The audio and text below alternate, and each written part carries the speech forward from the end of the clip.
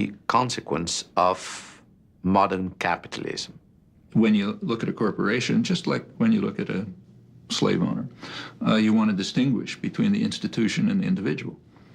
So slavery, for example, or other forms of tyranny are inherently monstrous, but the individuals participating in them may be the nicest guys you can imagine. Benevolent, friendly, nice to their children, even nice to their slaves, caring about other people. I mean, as individuals, they may be anything. As in their institutional role, they're monsters because the institution's monstrous. And the same is true here. My wife and I, some years ago, had at our home a demonstration. 25 people arrived. They hung a big banner on the top of our house saying murderers. They danced around outside in gas masks and so on. Yes. How are you?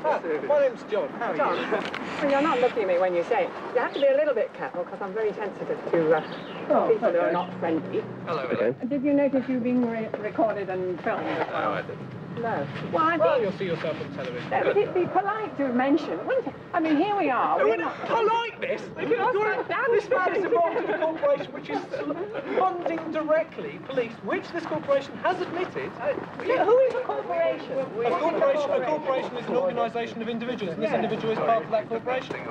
So he's responsible for the act. As a public demonstration, it wasn't very effective. There were only two. This is a very rural area, 2 people and a dog, and it's not a very big house, which I think rather surprised them. But then we sat down and talked to them for a couple of hours, and we gave them tea and coffee, and they had lunch on our lawn. Right. Well, there's another coffee coming. There's no... Who wanted... sorry about the Sawyer, anyway. I've not put down yet. No need for you to be deceitful. Why didn't you just ask me whether I was in? Hello, can we hang a murderer's banner up? After about 20 minutes, they said, well, the problem's not you, it's Shell. So I said, no, wait a minute. Let's talk about what is Shell. It's made up of people like me. In the end, what we found in that discussion was all the things that they were worried about, I was worried about as well. Climate, oppressive regimes, human rights. The big difference between us was I feel that I actually can make a contribution to this. These people were frustrated because they felt they had nothing to do. So an individual CEO, let's say, may really care about the environment. And in fact, since they have such extraordinary resources, they can even devote some of their resources to that without violating their responsibility to be totally inhuman. Which is why, as the Moody stewards serve tea to protesters, Shell Nigeria can flare unrivaled amounts of gas, making it one of the world's single worst sources of pollution. And all the professed concerns about the environment do not spare Ken Saro-Wiwa and 8 other activists from being hanged for opposing Shell's environmental practices in the Niger Delta.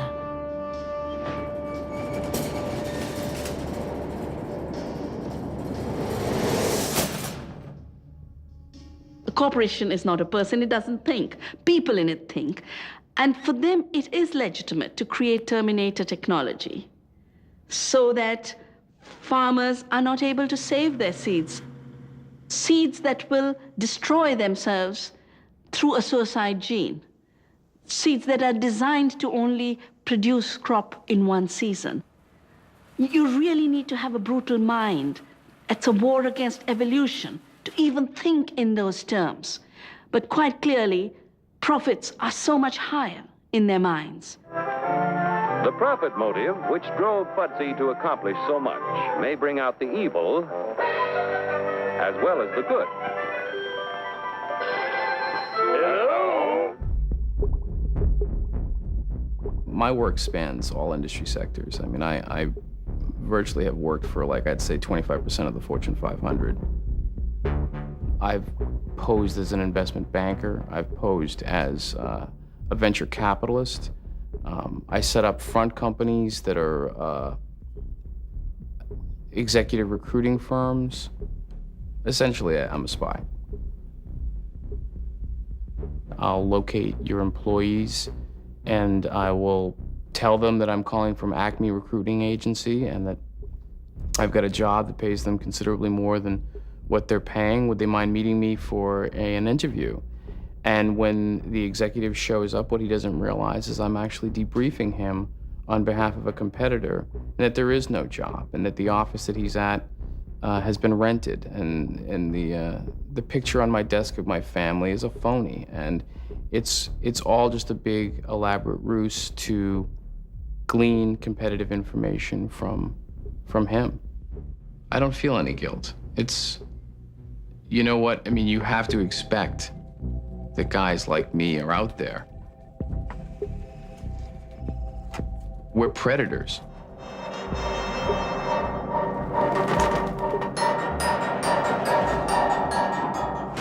It's about competition. I mean, it's about market share. It's about being aggressive. It's about shareholder value. What is your stock at today? If you're a CEO, I mean, do you think your shareholders really care whether you're Billy Buttercup or not? You know, do you think that they would prefer you to be a nice guy over having money in their pocket? I don't think so. I think people want money. That's the bottom line. The fact that most of these companies are run by white men, white rich men, means that they are out of touch with what the majority of the world is, because the majority of this planet are not a bunch of rich white guys. They're people of other colors. They're the majority. Women are the majority. And the poor and working poor make up the majority of this planet. So the decisions that they make come from not the reality that exists throughout the world. How much is enough? You know, how much is enough? If you are a billionaire, would it be okay just to be a half a billionaire? Wouldn't it be okay for your company to make a little less money if it meant... When I bought those 2 airplane tickets for Phil Knight and myself to fly to Indonesia, I was prepared for him to say, okay, let's go. Sunday.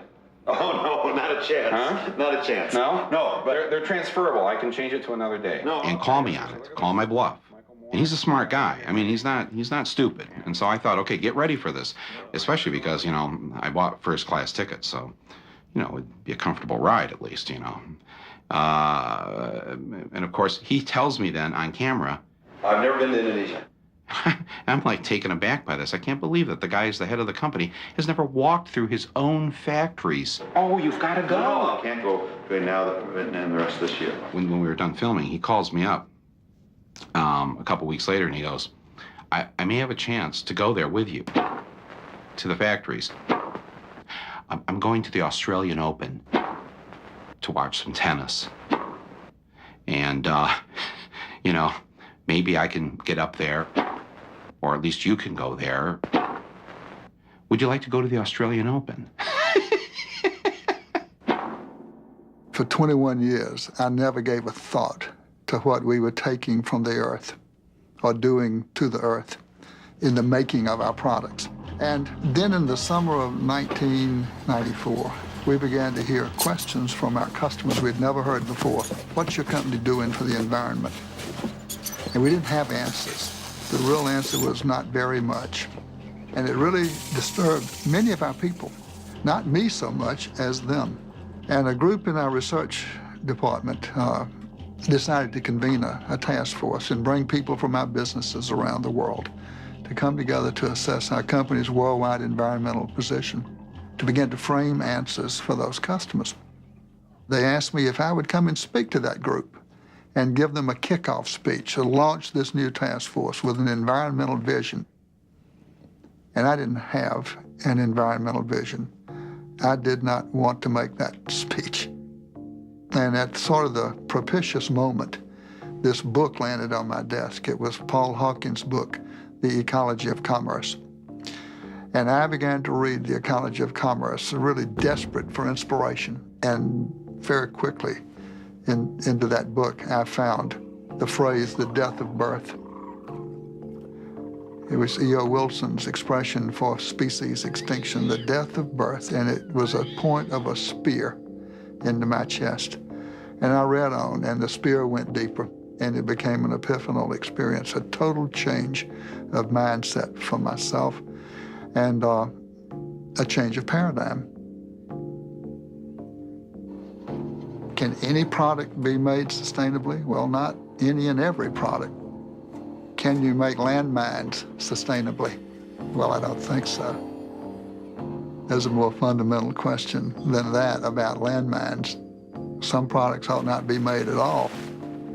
Unless we can make carpets sustainably, perhaps we don't have a place in a sustainable world, but neither does anybody else making products unsustainably. One day, early in this journey, it dawned on me that the way I've been running Interface is the way of the plunderer. Plundering something that's not mine, something that belongs to every creature on earth.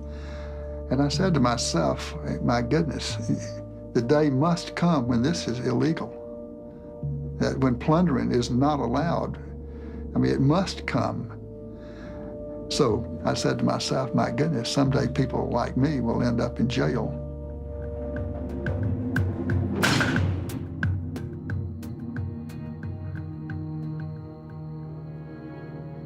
I gotta be honest with you. When the September 11th situation happened, I didn't know that. And I must say, and I wanna say this because I wanna take it lightly. It's not a light situation. It's a devastating act. It was really a bad thing. It was one of the worst things I've seen in my lifetime, But I will tell you, and every trader will tell you, who was not in that building, and who was buying gold and who owned gold and silver, that when it happened, the first thing you thought about was, well, how much is gold up? The first thing that came to mind was, my God, gold must be exploding. Fortunately for us, all our clients were in gold. So when it went up, they all doubled their money. Everybody doubled their money. It was a blessing in disguise.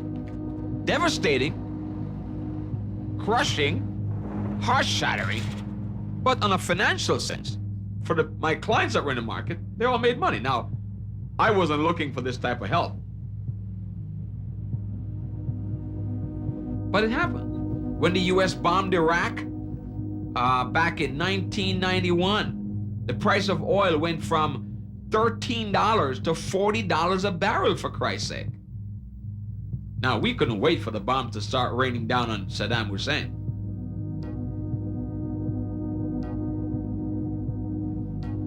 We were all excited. We wanted Saddam to really create problems. Do whatever you have to do. Set fire to some more oil wells because the price is going to go higher. Every broker was chanting that. There was not a broker that I know of that wasn't excited about that. This was a disaster. This was something that was, catastrophe happening, bombing, wars. In devastation, there is opportunity. The pursuit of profit is an old story, but there was a time when many things were regarded either as too sacred or too essential for the public good to be considered business opportunities. They were protected by tradition and public regulation.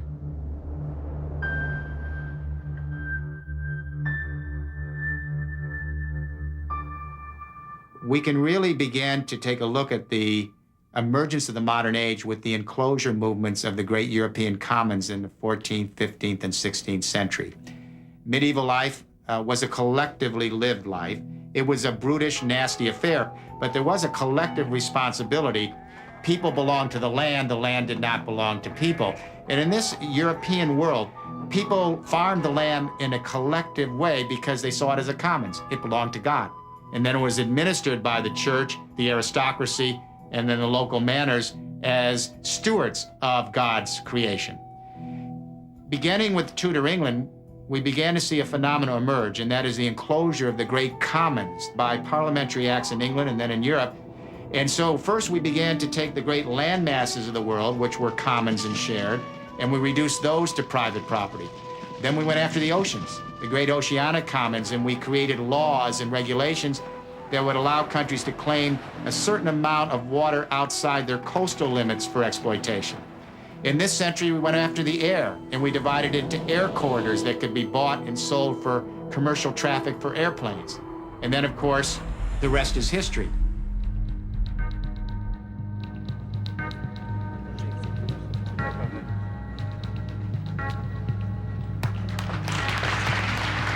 With deregulation, privatization, free trade, what we're seeing is yet another enclosure and, if you like, private taking of the commons.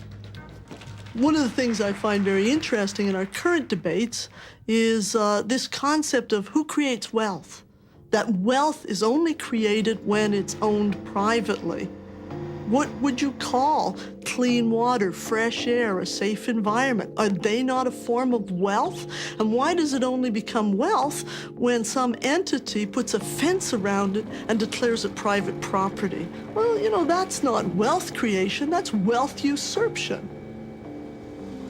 Over the centuries, we have put more and more things in that public realm, and lately, just lately, in the last, let's say, 3 or 4 decades, started pulling them out again.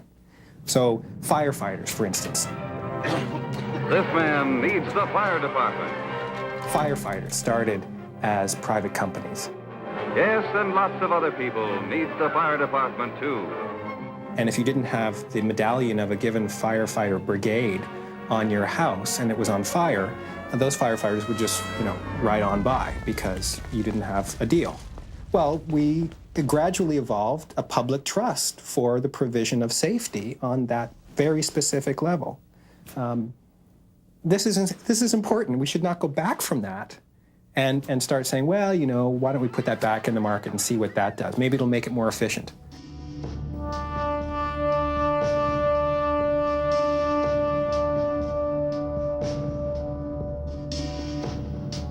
Privatization does not mean you take a public institution and give it to some nice person.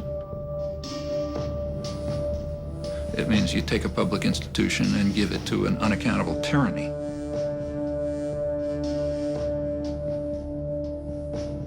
Public institutions have many side benefits. For one thing, they may purposely run at a loss. They're not out for profit. They may purposely run at a loss because of the side benefits.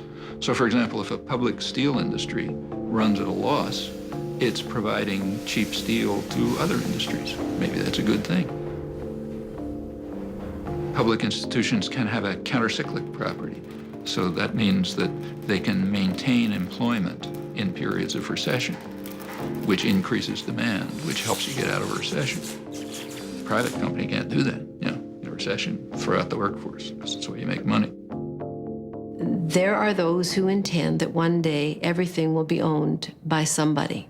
And we're not just talking goods here. We're talking human rights, human services, essential services for life, education, public health, social assistance, pensions, housing.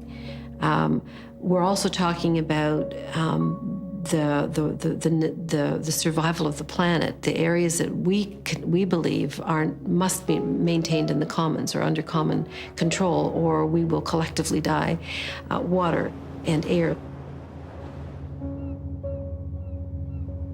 Even in the case of air, there's been some progress.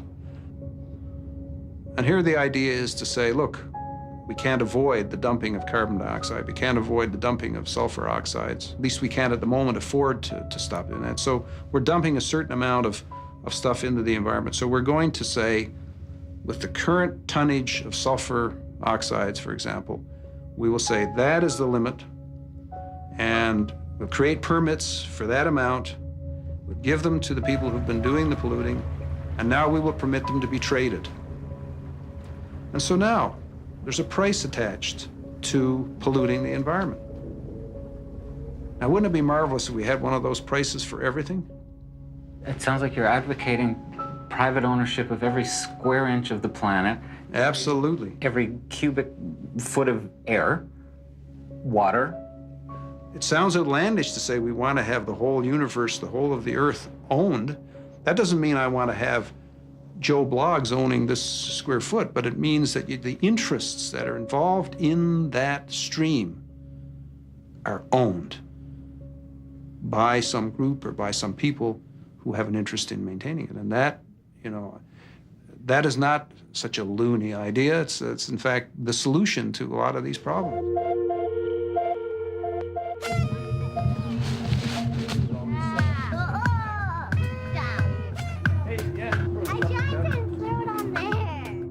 Imagine a world in which one of the things owned by a corporation was the song Happy Birthday.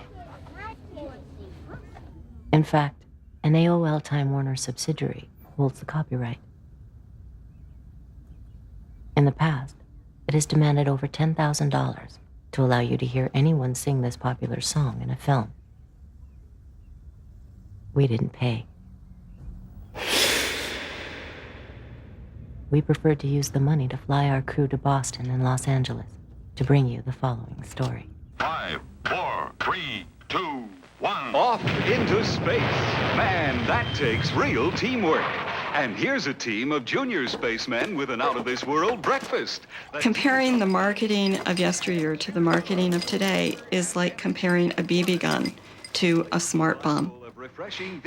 It's not the same as when I was a kid, or even when the people who are young adults today were kids.